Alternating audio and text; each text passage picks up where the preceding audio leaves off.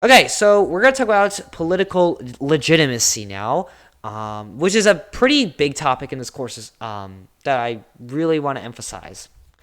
So, legitimacy refers to whether a government's constituents, basically the citizens in our case, believe their government has the right to use power in the way they do. So, the people in Russia believe that Russia's government is doing a good job and that they're exercising power the way they should.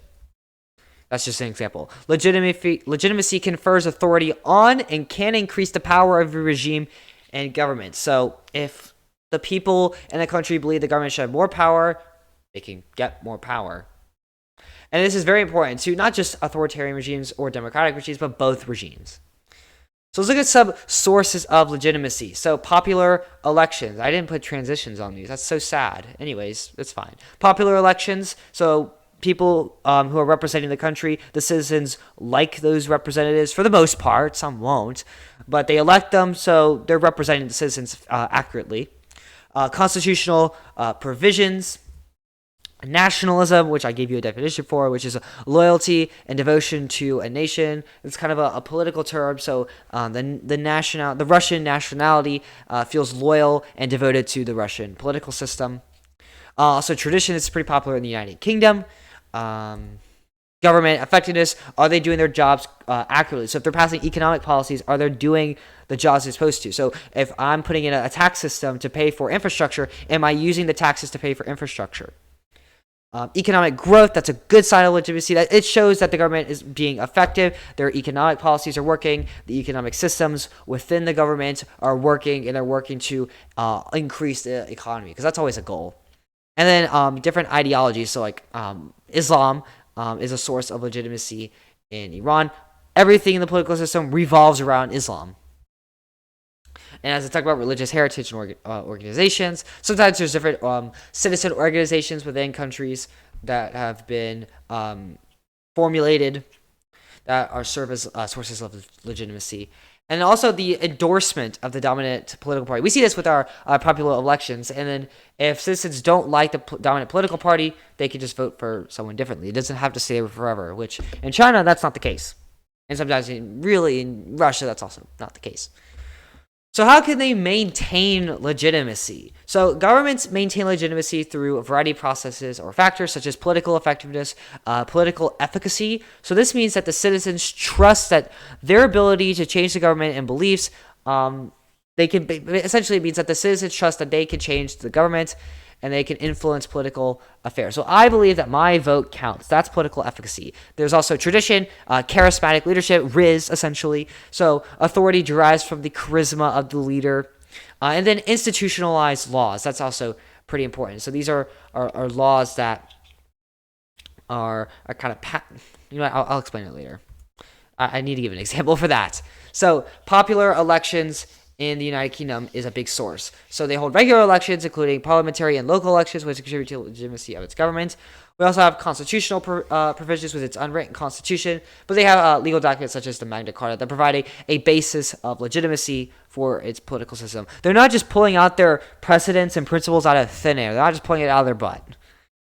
The constitutional monarchy is a great example of tradition in the United Kingdom, and then parliamentary democracy has been there for centuries, and that contributes to political tradition. So government effectiveness. So the United Kingdom government is pretty effective in passing policy. It's pretty stable, and that enhances its legitimacy. The citizens believe that, okay, they are doing their governing correctly.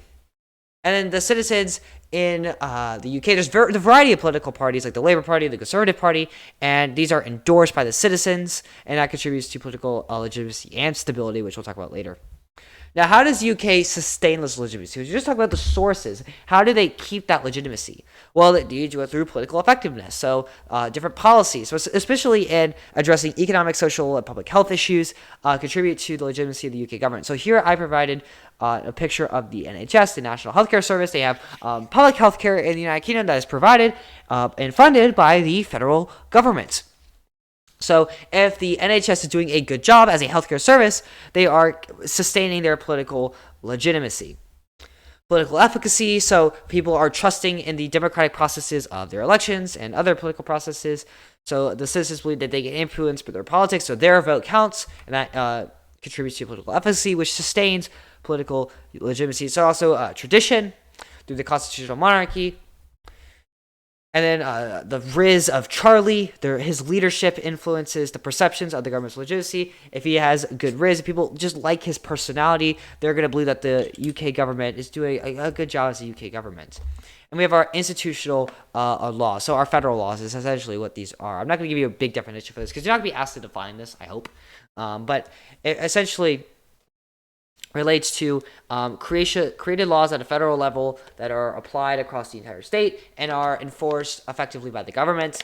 So they have a legal framework in the United Kingdom and rule of law. That's a big part of it. That these laws have to protect civil rights and civil liberties, and no one's above the law.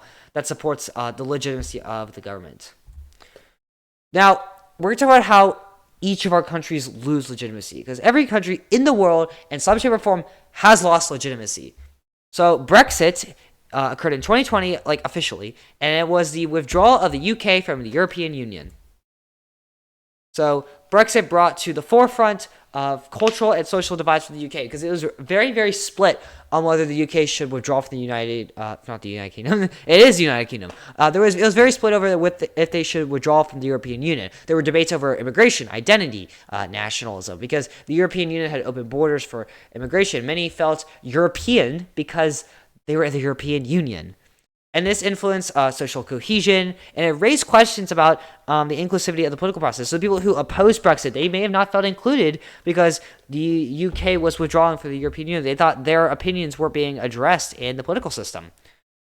So the economic consequences of Brexit, including uncertainties over how trade would work or the supply chain distributions, because there's no longer that open border agreement. And there's changes in the market dynamics because it would make certain markets harder to reach. This has influenced perceptions on the government's economic legitimacy and the government's support of their economy. Now, both supporters and opponents of Brexit have expressed concerns about the economic implications because the economy really affects everyone. So, yeah, the supporters of Brexit may have supported the event, but they may have also had concerns over how this would affect their economy in the long run. The prolonged and continuous nature of the Brexit process. It took a long time. It took years for this to occur. Of course, it wasn't going to happen overnight, but it definitely took way longer than a lot of people would have hoped.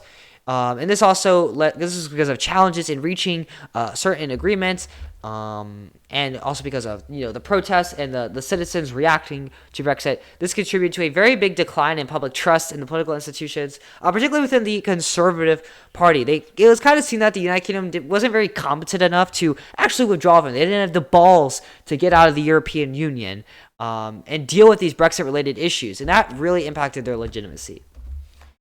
Okay, that was just one country. Let's move on to Iran now. So they have religious heritage and organizations, which we should have figured out by now, but they have derived their legitimacy from the Islamic Revolution, and this principle here that I'm not going to pronounce, and this emphasizes the role of religious leaders like the supreme leader. Constitutional provisions for their constitution reflects Shia Islam. They have tradition in Islam that's very ingrained in their Iranian culture and politics. Even before the revolution, they were a very Muslim country. And we have nationalism. The government emphasizes Iranian identity and resistance against external influences. So people who are not Muslim. How do they keep this legitimacy? So they have policy effectiveness. So the perception of effectiveness of their policies, particularly addressing economic challenges, that's one that people in Iran really like. Can be influenced on the legitimacy of the government. Tradition, obviously we talked about the Islamic revolutionary tradition. And then institutionalized laws. So Islamic laws that's passed across the entire country and follows the constitutional framework. Now, how have they lost legitimacy? So in the 2009 Iranian presidential election, there were various allegations of widespread electoral fraud. That's not good, because then the people are going to believe, oh, our vote didn't count. The government is not running effectively, because this shouldn't happen. Electoral fraud should not happen. There was a swift announcement of the results very, very quick. So how did they have time to count all those votes? I don't know. There were discrepancies in reported margins and very limited transparency. They're like, all right, how did you collect the votes? Well, I don't know. Tell us. No. And that's kind of suspicious. All right, we'll have a break real quick. Whew, I'm talking fast. There's also widespread protests as a result. I mean, who would have guessed? And there was millions of citizens questioning the legitimacy of this president's victory. The government's heavy-handed response included a crackdown on the protests, getting rid of this opposition, and they limited the media coverage. They didn't want the media covering all these protests and all this dissent, and this very much affected the political divide in Iran, because some were like, "Yay, this president won, woohoo!" and others like, "No, he shouldn't have won. There was fraud," and that really divided the people in Iran. I was looking at Nigeria's sources of legitimacy. So we have a constitutional framework that was passed in 1999. It has respect for the rule of law and constitutional principles that contribute to the legitimacy. Economic development is pretty prominent. There was an oil boom in the 70s that brought more legitimacy to the government in the short term, because the population saw an increase in jobs and economic prosperity. Policies improved the standard of living and reduced poverty, enhanced the government's credibility, because we were like, oh, we're not poor anymore. Government's doing good. Yay. There's also cultural and social representation. This is particularly due to its federal structure. And this ensures representation and inclusivity of Nigeria's diverse ethnic, religious, and cultural groups that is so important for legitimacy. Policies that promote unity and social cohesion contribute to the government's acceptance. If people believe that their culture and their culture's ideologies and identity are being represented in government, they're going to believe the government's being run well. There's also international relations, so positive engagement in international affairs and adherence to international norms contribute to Nigeria's standing on the global stage. People are like, oh, people in other countries like us. We're doing a good job with the world. Yay! So that creates legitimacy. And they're also part of organizations like the United Nations and the African Union. Yeah, and partnership shows that the Nigerian political system gets along well with other countries. So how do they keep this legitimacy? Tradition is a big one, particularly in the federal system, and the diverse cultural heritage. Maintaining all of those cultures is very good at sustaining legitimacy. They're not forcing assimilation on anyone. We also have those institutionalized laws. That's pretty important. They go by the rule of law, the constitutional principles, the riz of their charismatic leaders, particularly their presidents, because those are who the people vote for. They don't have a prime minister, and this contributes to the perceived legitimacy of the government. We also have political efficacy, so the people in Nigeria trust that the democratic processes, the elections, and believe that their ability to change political affairs, so they can just elect someone different, enhances political efficacy, and that sustains legitimacy. How has Nigeria lost legitimacy? Look at this picture here. This picture doesn't look good. I mean, that guy's got a gun. Although the elections are overseen by the Independent National Election Commission, the INEC, there have been some irregularities within some past elections, like fraud and voter intimidation. It's like, hey, I'll pass you $5 if you vote. No, it's more like, I'll kill you if you don't vote this way. I guess it makes sense of what that gun's for. So there's been reports of a ballot box stuffing, vote buying, and instances of multiple voting. So multiple voting is just like, I'm going to vote 10 times. I'm going to vote for these dead people. Because they're dead, they can't vote. So allegations of voter intimidation and violence have occurred in certain regions, impacting the ability of citizens to freely express their political choices. Because if they're being intimidated with violence or with $5, they're not going to vote the way that they want to vote. All right, let's look at Russia. So popular elections, they have regular elections. There's been kind of a lot of debates over the fairness compared to these elections, because Putin is still a prominent figure in Russia since 1999. There's constitutional provisions. They do have a constitution that outlines their federal system. There's nationalism. That's pretty big. Economic growth. Russia's recent economic policies and growth in their GDP have contributed to its legitimacy. They have a positive GDP growth rate. So government must be doing something. Maybe. I don't really know.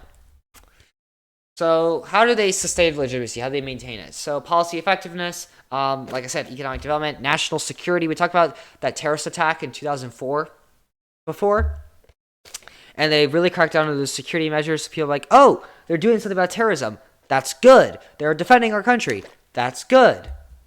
Tradition, their history and strong central governments is actually pretty typical for Russia's history. So if they increase their power, that's following tradition. That's going to increase legitimacy. And then the riz of Putin, he likes the people of Russia to like him because he probably had no friends in high school. So that contributes to the legitimacy of the government. And as well as institutionalized laws, they have a legal framework that's within the context of their constitution somewhat, and a very centralized political system. Look at that picture of Putin. No wonder the people like him. Now, how has Russia lost legitimacy? Where do I begin? In 2011 to 2012, Russia experienced a series of mass protests and demonstrations following the parliamentary elections.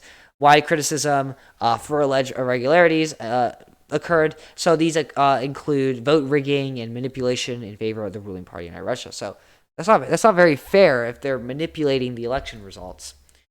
So there were opposing parties that ran, including liberal and anti-Kremlin groups, and they played a pretty big role in organizing and mobilizing the protests. They're the ones that kind of spoke out first against the governments.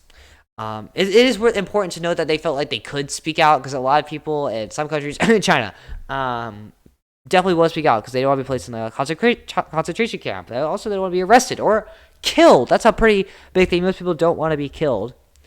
There were riot police that were deployed. That was the government's response to this, and their role was to just kind of disperse the crowd, send everyone home for the night. But there were reports of mass arrests of opposition of these liberal and anti-Kremlin groups that were protesting the government. The government's crackdown of these protests, these very active crackdown of protests, raised concerns about the freedom of expression in Islamic Russia. People, after they were arrested, or they saw that these people were getting arrested, like, whoa, this is a country. We should have the freedom to protest the government. While Putin's like, no. You can't do that. All right, let's look at China now. Yay. So China has had economic growth, and that's contributed to the second largest GDP in the world and the legitimacy, because people are like, oh, money. We're making tons of money. That means China's government, they're doing so good, making us so much money.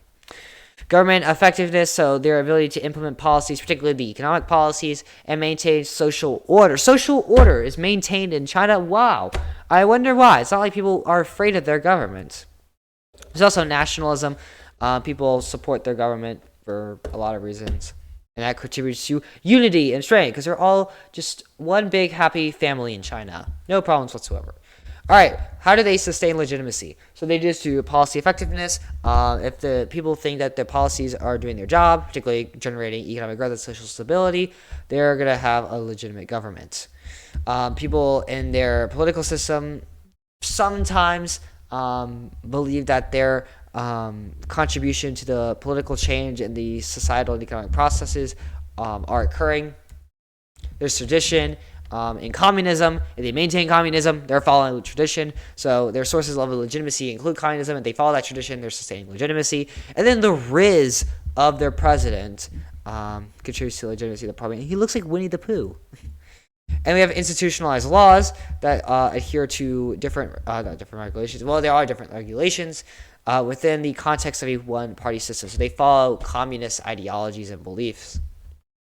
They're not like, in this state, we're going to have fair elections, but in every other one, no. They're unfair. They're so rigged.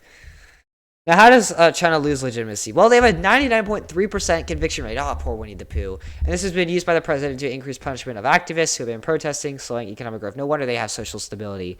China has faced criticisms for human rights, record, particularly regarding the treatment of activists and dissenting voices. They've had violent dissent. The dissent hasn't been particularly violent, but their responses have been particularly violent. And they've put people in concentration camps that are very, very unsafe. So authorities in China have employed a range of measures to suppress dissent, including legal action, censorship, surveillance, and the detention of activists. So basically, if you make a picket sign against the government, you're going to be detained for a long period of time. All right, let's look at Mexico. So they have popular elections from various political offices, including the legislative branch and the executive branch.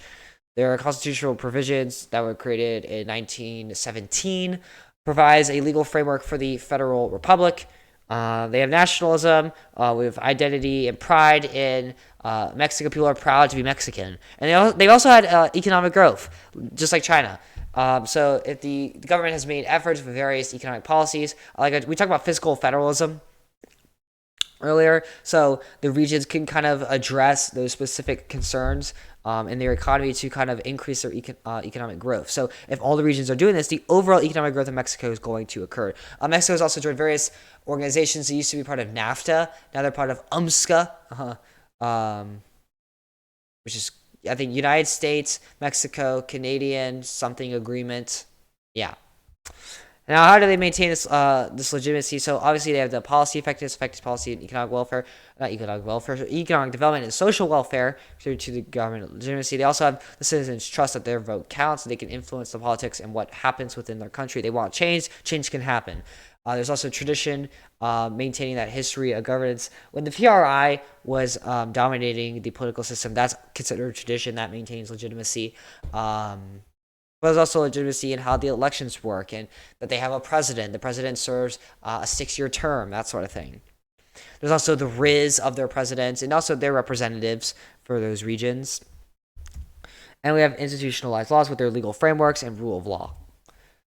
Now, how does Mexico lose legitimacy? Well, there's been at least 5,000 people that died in the 1985 earthquake that occurred in Mexico City, and this kind of revealed the effects of PRI corruption and inadequacy to respond to natural disasters. They couldn't do it correctly, and it also shows that they had very inadequate urban planning. They've had decades to build up Mexico City and other parts of the country, and this corruption and mismanagement resulted in a lot of deaths and a lot of infrastructure destruction because of this earthquake, because they didn't plan out these urban areas correctly.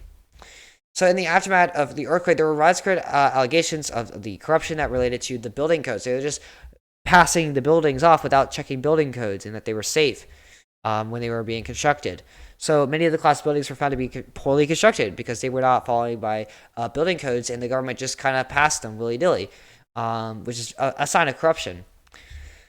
And the PRI used just blatant electoral fraud to win the next presidential election, even though so many people didn't trust them, and competition from rival parties increased. I wonder why competition from rival parties increased, because the PRI wasn't looking so good. And these are some pictures from the earthquake. I thought I'd show them to you. This is a lot of destruction. I mean, look how dense the city is. It's incredibly dense. So no wonder there was such infrastructure construction. They're probably building so much infrastructure at once that they just didn't bother to have the buildings adhere to building codes and safety standards. Let's talk about the process of devolution. We talked about this before, but we're going to elaborate a little bit more on it. So this is a delegation of power from high to low government, so national to regional governments. And this has been known to both enhance and weaken political legitimacy. It creates opportunities for and obstacles to resolving social, political, and economic issues by promoting policy innovation, matching policies to local needs. We can improve policies through competition, increase political participation. So, like, if we create a parliament in Scotland, we got to increase political participation by getting some elections for those seats and getting leaders to take the seats of that assembly. It's also checking the central power. So if you have in a government, a parliament that changes a law that the federal government implemented, we see this in the United States a lot, that they'll kind of invalidate a federal law. They're checking that law and like, no, this is not going to apply here. It also allows better representation of religious, ethnic, and minority groups. So the Welsh people, they're being represented in the Welsh parliament, that sort of thing. The people in southern Mexico, their regional governments are representing them well because the north is way more populated. It'll have a lot of say in their federal elections. Now, it can also create contradictory policies, potentially making policy implementation more complicated and inefficient. It allows inequality between regions, so they can have different tax rates in different regions of Nigeria. That's very unequal, and it can result in economic disparities in their growth and economic development. It also increased competition for resources. Resources may not be allocated the same, so it's kind of first come, first serve. Who's going to get them first? Who's going to get them effectively? So, yeah. And it also create more ethnic and local tensions. Let's say you have 3 minority groups in a region under one government. Well, there's tensions being created there. More competition over reaching those seats in the legislature. So the UK is our main focus for devolution in this course. Scotland's a big one, particularly. So they've introduced innovative policies such as free university tuition, and in England there are tuition fees that are charged. So that's very different. Devolution allows for the representation of distinct cultural and linguistic groups such as the Welsh and the Gaelic-speaking communities that ensure their interests are considered in those regional policies, which may not be considered in the federal policy-making processes. And then there's also been historical and cultural differences in Northern Ireland from the rest of the country that have influenced the devolved governments and at times become a source of tension when Northern Ireland and Ireland were having a lot of religious differences that resulted in devolution of Ireland becoming its own country. So yeah, and that resulted in a Northern Ireland government. It did result in more of a Northern Ireland government that was very distinct, as well as a very distinct Irish government in Ireland. Look at this sign here. That's Welsh. It's so long. I've seen a lot of really long Welsh terms. It's crazy.